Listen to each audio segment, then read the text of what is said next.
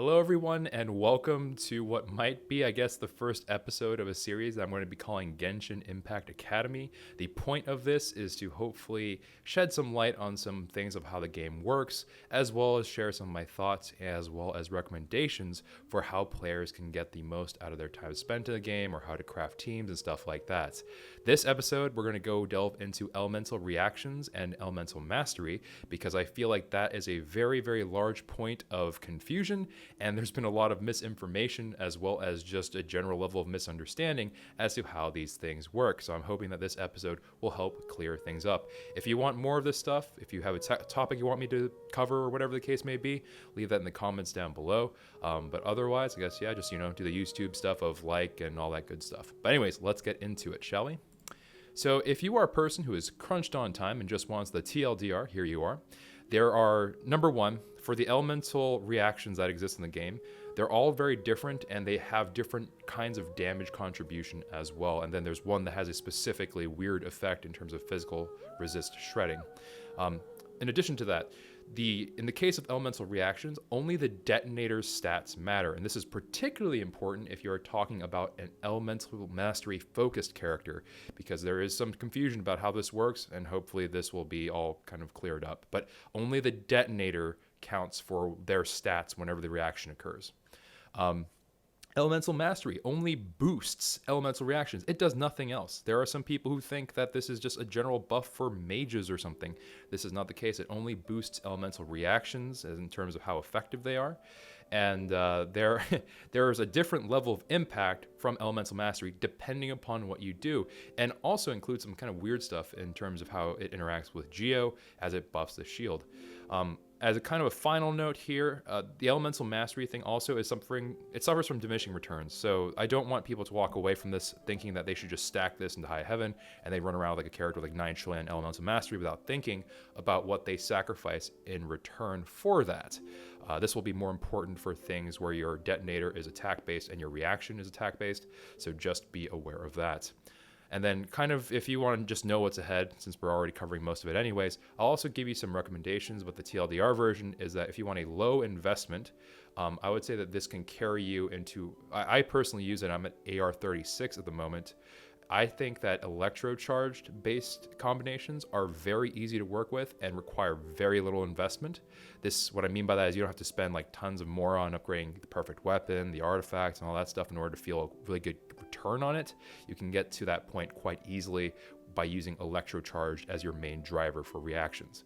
If you are curious as to what I think the end game is, what I think that the best reactions are in general for you super sweaty tryhards who are grinding very hard, I think that you will be looking at melt-focused reactions if you do want to weave that in, and that's going to be, of course, benefiting from attack. Now, if you are still curious, you want a little bit more in-depth information, then let's keep on moving on. And yes, we're doing this as a PowerPoint because I did this kind of off the cuff because I got really annoyed because I watched some videos that had bad information. All right, so first off, let's start from the basics. What is an elemental reaction if you're new to the game or if you just really want to make sure you understand everything fundamentally from the ground up? I'm going to be using different words that aren't official, but this is the way that I view them, and I find it to be easier to explain if I do it this way. Elemental reactions are basically an extra effect created whenever you have a primer and a detonator mix two elements together. In the case of the primer is the one that actually inflicts the first element onto a unit, and the only thing from that primer that matters is that particular attack or skill or whatever the case may be, but whatever inflicts that elemental status, that's actually going to be the only thing they contribute, which is usually going to be a very small or minor part of the damage. Now, of course, if you theoretically inflicted this with, let's say, Mona's ult or something, yeah, that can be quite high in damage, stuff like that. But as a general rule of thumb, you don't look at the primer as the main driver in terms of elemental reaction. The detonator is going to be the actual party whose stats matter. This is going to be the person that triggers the reaction by adding the second element onto here. And so in this particular case, let's say that I had, like what I use, Barbara. She tags someone with her auto attack and gets them into the hydro/wet status. And then if I come in with Lisa, as a detonator, she's going to go ahead and use, either her E or her auto attack, and that will cause electrocharged. Now, in this case, Lisa would be the detonator, and Barbara would be the primer. And as part of that, Lisa as the detonator, only her stats will matter. So if my Barbara had 1 billion elemental mastery, it wouldn't make a lick of difference in terms of the overall output from electrocharged. So again, remember, there is a primer, who doesn't really matter, a detonator, who matters a lot in terms of actually contributing stats, and then there's the overall reaction, which is the combination of the two. Now, at this point, you might be like, okay, well, what are the different reactions? Here's a super scuffed chart. Don't get too crazy about it. I'm not an artist, and I put this together kind of really quickly. So the main point of this is I wanted to give you guys a general look. Now, I'm going to make a couple of notes here and point some things out. Number one, you'll notice that the Geo things are just crystallized. That's because Geo, as far as I'm aware, does not do anything besides the crystallize reaction. Now, I don't know if that's going to change with Dendro. I assume not. But all the crystallize does is it gives you a shield. That said, this will be impacted by your elemental mastery in terms of the absorption. So bear that in mind. But Geo is relatively consistent. It doesn't do anything too crazy. And honestly speaking, most people are more curious about the damaging skills. So we're going to go ahead and not really discuss Geo too much in this episode. If you're wondering what the black squares are, it's because you are inflicting onto itself the same element, which does not create a reaction generally. There are some really weird cases where you might make an argument for it, but generally speaking, you will not see any kind of reaction there. And then as for this really tiny text that you might be struggling to view, I'll go over kind of how they work.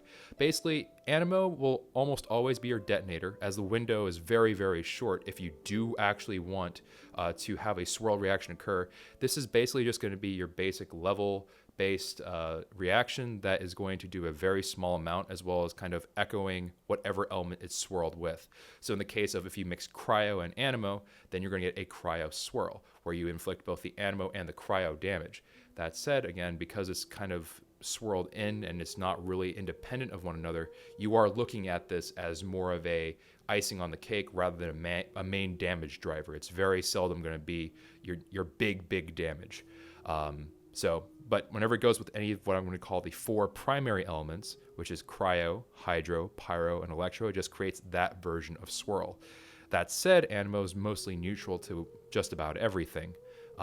Coincidentally, if you're curious about shields, Animo is also really terrible for destroying shields, so I do not recommend it. You can do it, it's just I don't think it's the most effective thing in the world unless you swirl in the correct element that would have broken the shield anyways. So Animo side, and also you can tell here that obviously the primer is on this side going in, and then the detonator is going to be going this way, right? So in the case of cryo, this is going to be the first time that we have something really interesting where cryo plus hydro creates a freeze effect. Now, in addition to freeze, there's a 2-part step here. So supposedly, if you have a higher level and everything, you do have a longer duration of the freeze if you have cryo and hydro. That said, I didn't notice anything significant, so I wouldn't really bank too much on that. But the shatter part will matter. But the difference with the shatter is that that's actually usually brought upon by like what is described as a heavy hit, which 9 times out of 10 is referring to you using a claymore or one of the great sword users, right? So the shatter thing there, it does inflict some damage. This is not a main damage dealer. Cryo plus pyro, as long as pyro is the detonator, that will actually cause a melt effect. If pyro is the detonator, it's going to do 2 times the damage. If, however, your detonator is cryo, in this case, it's actually only going to do 1.5 times. Now, that, again, does mean that it works either way, but it's more effective if the pyro user is your detonator, so just bear that in mind. Cryo plus electro is part of a unique reaction where it does inflict damage. Superconductor is a weird one. I'll talk about it a little bit more later. But superconductor does a small amount of damage if there are a few enemies on the field that are being affected. And then in addition to that, it also provides a 50% physical reduction physical resistance reduction, I should say, to whoever is inflicted with it. Which means that basically if you have someone who's a normal auto-attacking person, so if you build a lot of physical attack on, let's say, Razor, they would excel in this case, where if they came up onto someone who has been recently inflicted with superconduct, then he can go in and do much more physical damage, which is, of course, the main driver for most cases. That said, physical resistance reduction and stuff like that, it doesn't quite act the way you might think it does. Sometimes it will just increase it about 50%, but most times you'll see it's going to fluctuate a little bit downward because of the way that resistances work. It kind of depends on the actual enemy you're fighting. But do bear that in mind, that it does, across the board, no matter what, help you do more physical damage. So moving on from there, we're going to move on to Hydro. Hydro plus Pyro is going to cause the Vaporize effect. If Hydro is your detonator, then you're going to do 2 times the damage. If Pyro is your detonator, you will only do 1.5 times damage. Again, it still helps either way, but you generally prefer Hydro in this case. That said, we'll come back to this later because this is attack-based just like Melt is, and they have a very weird sort of kind of repercussion because they are attack-based, right? And Hydro, at this point, doesn't have a very hard-hitting Hydro character as far as I can remember or tell. In addition to this, Hydro and Electro creates Electro Charged. It doesn't matter who the detonator is in terms of the outgoing, like 1.5 times or 2 times or anything like that. But that said, Electro Charged, of course, is going to be, in my opinion, one of the best things you can use in the early game. This also has, I think, the best actual damage output among the level-based reactions, so do bear that one in mind. Again, we'll come back to this in a moment if this is a little bit too overwhelming, but I want to make sure I walk through the list with you all at least once. That way you're not really confused later on. The last one we're going to talk about is Pyro plus Electro. This is going to cause Overload. Now, Overloaded is actually a very interesting one. It does actually a very high amount of damage in one go. Electro Charge actually does damage, I think, twice throughout its duration, which makes it really just powerful. But Overload is a little bit different in that you use it as just a regular reaction. It does a lot of damage and does the damage in AoE actually. It also can be used to destroy Geo constructs. So think of like a Geo Shield, or think of, just the shaman, the little Hilichurl shaman constructs and stuff like that. They do seem to be a little bit more effective there. Are they the best thing to use in all situations? Probably not, but if you happen to be able to proc it at the same time to help break through Geo Shields, that probably isn't too bad of an idea. So that said, that was a lot of talking, and I'm sure some people at this point are just like, bro, that was way too much. Let's kind of go over some of the more important things here, the simpler breakdown of this. The simple version, Melt and Vaporize are both attack-based reactions, and you generally want it to go. So if you are going for Melt, you're going with a Pyro detonator. Vaporize, if you have everything equal in terms of their damage output, you want the Hydro to be the detonator. That said, because it is attack-based, what that means is that your other stats, your attack percent, your crit, and all that stuff, this is going to be much more impactful because it basically acts as a multiplier to what your character is already doing. Whereas in the other reactions, so as I wrote there, minus Crystallize, because Crystallize is a shield, and maybe Dendro when that's added later on down the line, you can basically think of this as level-based reactions. So what it does is it basically creates a secondary attack. So you'll notice that 2 numbers pop up. This number is independent of your attack stats.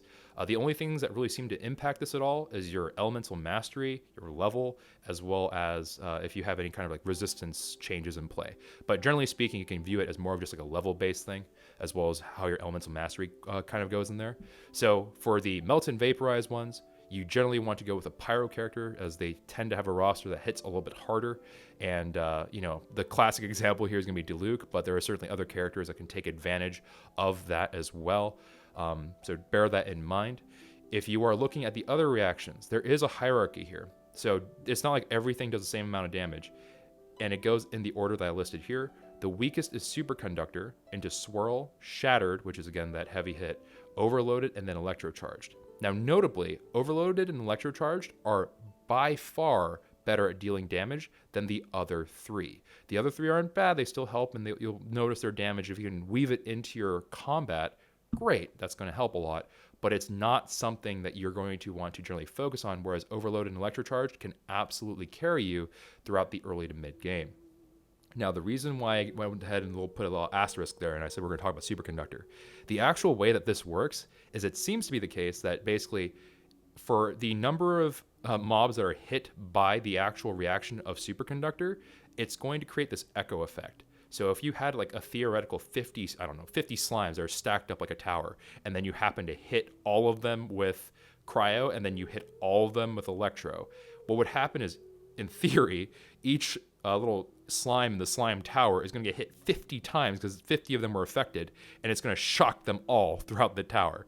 This would be, of course, really ridiculous. You very seldom encounter anything where this would actually matter. And the setup would be, in my opinion, a little bit too hard to really warrant you going after this and going out of your way. I would focus more on Superconductor's effect as a physical resistance shredder, and that probably will be the main benefit you have there. In a pinch, maybe you can use this to finish someone off, but generally speaking, you don't have that many mobs that tightly clustered together. Maybe that'll change in the future, but as far as I can tell, Superconductor is a very niche thing. So moving on, what's Elemental Mastery, right? So this is something that a lot of people have gotten mistaken, because some people think that Elemental Mastery is like this magic boosting thing, which I guess it sort of is.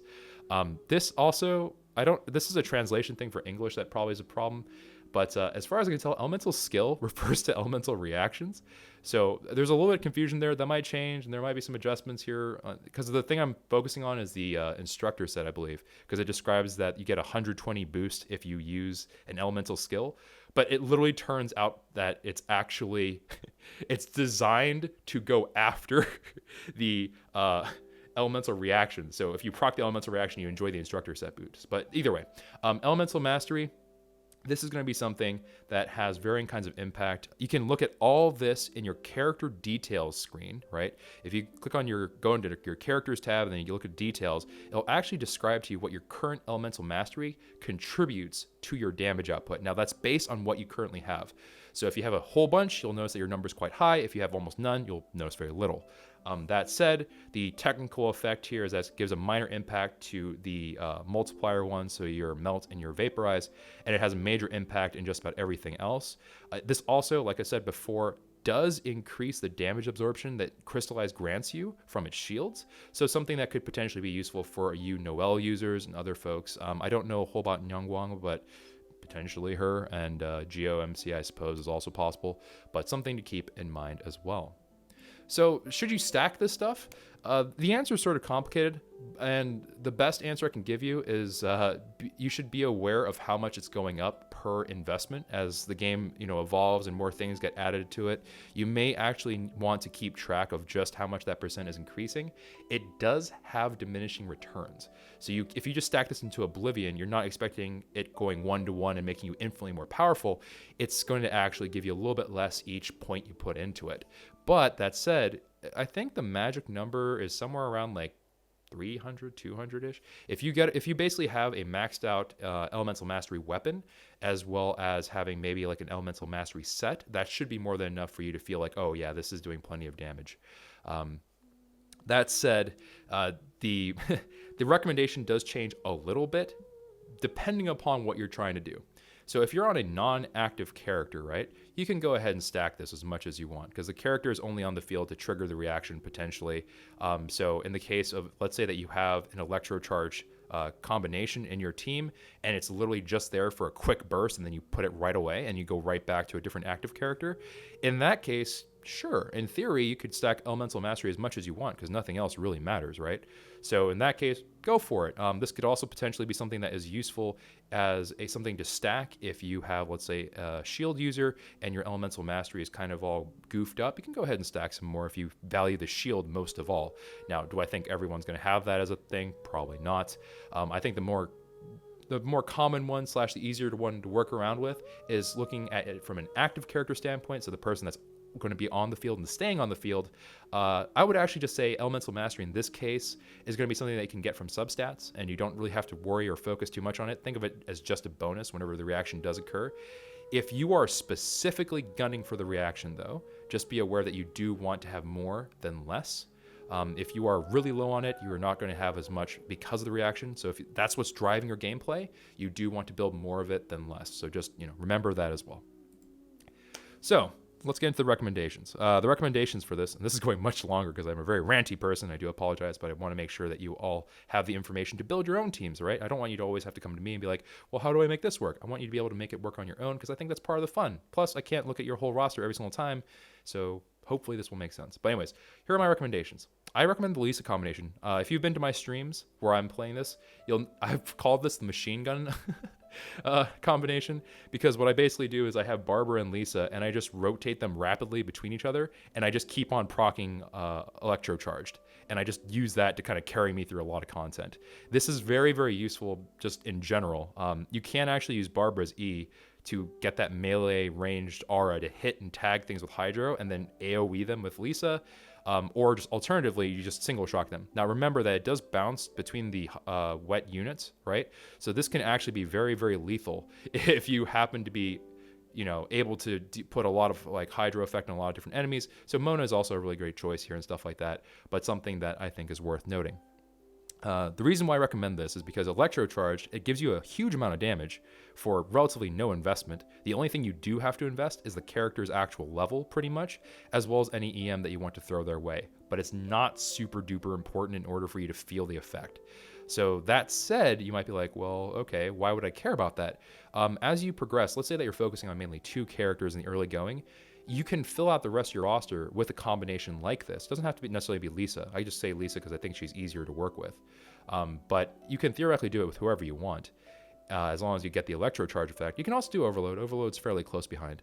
But basically the idea here is that you only have to worry about levels, so you can go ahead and invest into the weapons as well as the artifacts of the other characters that you want to invest heavily into for the mid to late game. So anyways, works with any Hydro character. Again, I think Lisa's a little bit easier to work with among the Electro characters, but you can certainly do this with anyone else. The only reason why I'm going to actively promote the machine gun combination is because, of course, Lisa and Barbara are both free at the moment. So you can go ahead and nab those 2, put them out in the field. It's a very, very easy way to throw out quite a bit of damage. Because this is an early game thing, I will recommend 2 weapons here. There is the Magic Guide. It's a 3-star thing that you'll probably be annoyed by if you roll in the gacha at all. And you'll probably just, I think you could even encounter them randomly. I'm not quite sure. But yeah, you might find some magic guides along your journey. They're pretty good. They give you elemental mastery, and they also boost the damage of if you're attacking something that's been affected by Hydro or Electro, which is perfect because that's what you're going for anyways. And there's also the Mappa Mare. Mappa Mare is going to be a 4-star that's craftable currently. This one is kind of the bigger swole version of the Magic Guide. It is something where you actually don't reap the benefit of its extra effect, its refined effect, from the actual reaction itself. So it is better on an active character. But that said, it certainly isn't bad, and the elemental mastery it does contribute directly is actually quite nice. Similarly, Magic Guide kind of follows the same exact rule, right? But just as a side note, if people get really excited, it's like, oh, does electro damage boost that? Not really. The only thing that it technically does is whenever you tag something with the actual detonating attack, that will get better, but is that the important part? No, it's usually the actual reaction. Now, for late game, for the people who are interested in the long game, you are looking for pyro combinations. And the reason why I say this is because even if it's Vaporize, the pyro characters are all very naturally lent to building an attack quite well. In addition to that, they also have a natural inbuilt attack buff through Elemental Resonance. Now, that said, that's kind of a trap because it does have a very diminished return, generally speaking, but it is something that you can actually work towards. But more importantly, this is also going to just be a multiplier to your damage, which means that the more you invest into your character's attack, the more you reap from it. It does not require Elemental Mastery to really, really pop off, but it can be amplified by it. So something definitely to keep an eye on as you're building into the future. So let's say, as an example, you have a team that has a superconduct combination, but in addition to that, you can also pop the cryo later on to go ahead and have a melt effect when we switch to a heavy hitter, for example, Diluc. But something definitely to keep in mind, because among the late game elemental reactions, I'm going to assume that that pyro one is going to be really, really high and very deadly comparatively, just because the levels will eventually just kind of cap out, but you can really min-max your rolls and you can chase after this perfect pyro reaction roll where you're doing immense amounts of damage anyway, so your on hit is very hard, as well as the reaction hitting pretty hard, and then you'll probably notice a huge bang for your buck there. So anyways, a lot of talking, right? Those recommendations I think are pretty simple to understand, right? Basically, Ooga Booga version of this is Electro Charge Super OP at the start, and then Pyro Super OP at the end if you can kit for it. But let's get into some actual combat and showcase a little bit before we wrap things up, so I can kind of demonstrate exactly what I'm talking about, as well as giving some proof for some people who I'm sure are going to be like, I don't think that's the way that works. So I'll be right back with some gameplay. All right, everyone, I'm here at the, what is this place called? It's called the Yaoguang Shoal. Hopefully I didn't butcher that too badly. And I'm going to be going after my buddy Gordon here, the Ruin Guard. and he's going to be helping me showcase exactly how all this stuff works. So first, we're going to do an initial thing of, let's go over my attributes real quick. So Lisa currently is running at 401 mastery. That seems a little bit low to me. I'm not sure if from my earlier testing I kind of screwed something up. I might have. I don't think I did, but it's possible. Oh, I know exactly what's going on. Hold on. Let me switch back to this feather. There we go. And now I should be at 433. Perfect. So I have 433 mastery. Now I don't have to prop the wet effect onto Gordon. I can just go ahead and do this, and you'll see that 2,000 number. That's going to correspond to the actual reaction damage. Now, in the case of what I told you earlier, it seems to be the case that the instructor set does count that as the elemental skill. So now the damage is going to be up to 2244. I don't know why I called it 2. It should be 2,244. But yeah, it clearly increased the damage. But you can see here that that's quite generous, right? Now I'm going to warp away from Gordon, who I'm sure is very confused by all this. And I'm going to show you exactly why this is an early to mid investment strategy they can use to up your damage for virtually nothing. So earlier you noticed that I switched my feathers. The reason why I did this is because this feather has been upgraded and has 232 attack. It does also give me a little bit of elemental mastery, so my damage will go down. But this thing has 42 attack, right? And also has percent attack and whatever. But you can tell that the attack itself has gone down quite drastically, right? You're not expecting anything crazy to happen here. So let's see if that impacts my damage in a super significant way. Now, if what I said earlier was correct, there should be virtually like no to little difference, right? And that's what I'm expecting. It should be the difference of having that extra 32 elemental mastery, which should help illustrate exactly how much the elemental mastery itself does. So let's go ahead, say hello to Gordon. Let's give him a little shock. You see my damage went to 1931. So it did go down because of the elemental mastery, but not by much. And you can see it went up to 2183 with the instructor set. And that's doing a healthy amount of damage, right? So you can see from a huge, almost a 200 attack decrease, that didn't change our output terribly much. This is why this is something that you can do fairly cheaply and for quite a little bit of, just a little bit of inconvenience, right? The investment level, not quite as high. You can obviously invest more and then the character will get stronger or whatever else, but it is one of those things where I think it's actually really cool. Now, I do want to make note that Lisa's currently bugged, where she does have to be kind of close for certain elemental reactions. It doesn't seem to be really consistent about how it works. So as an example, if you are going to use Lisa, but you're like, I want to just use Overload because I think that's going to make sense with my team or whatever, then just be aware that this will happen. Assuming that it's, okay, so it has Vaporize. I'm going to get Vaporize off him. If he's not in the water, is he in the water? He is in the water. That is incredibly unfortunate. Lose your targeting. Haha, I have outplayed you. All right, come here, Gordon. All right, so we're gonna go ahead, take Vaporize off, inflict the burn, and then if I am close by, you'll see that 3,200 damage pop up. However, if I now inflict it here, and then I run back and I shoot from here, if I shoot from here, you'll notice that the overload damage didn't take place. That's to do with the proximity of the hit. It's a weird, goofy bug that currently exists with the way that Lisa works, which is very unfortunate, but yeah, that is a thing that you have to be aware of. But it doesn't seem to affect this too much. Every now and then you might get a goofy interaction, but you can literally just do this. Now, obviously, in the case of elemental reactions, one of the additional benefits here is that if it's raining, you get a lot out of it. Oh, no! But it also helps whenever it's raining or if they're in the water, stuff like that. But the general speed at which you can apply this is pretty high, and it's pretty easy to work with. So anyways, I hope that does help. I hope that showcase helps to illustrate exactly how things work. And again, I consider this to be the mid-game where I'm at because I'm not farming 5-star artifacts reliably, and I'm not exactly end-game gearing for what's currently even in the game. So it's one of those things where I would be skeptical about investing too heavily into anyone just yet, but certainly something that has helped me a lot for where I am in content. For those of you who are curious, this particular combination has been useful for me up to, I think, the end of floor 6, I want to say. Yeah, so floor 6, chamber 3. We can probably do floor 7 if I push it, but I am missing quite a few things of gear. Why not keep me company for a while? Shh, Lisa, please.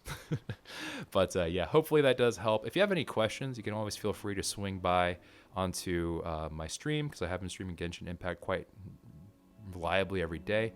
And yeah, in general, hopefully you can kind of get some help from there. You can also go into the Discord. The Discord's pretty helpful.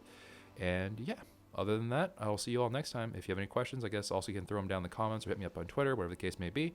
But take care of yourselves and let me know if there's anything else you'd like to have more information on, because I could theoretically move on to gearing, or I could move on to some other stuff. But completely up to you guys. And of course, if this is just like, I'm good with just this Choco, that's also perfectly fine. Just let me know. But anyways, thank you for watching. Take care, and ciao for now.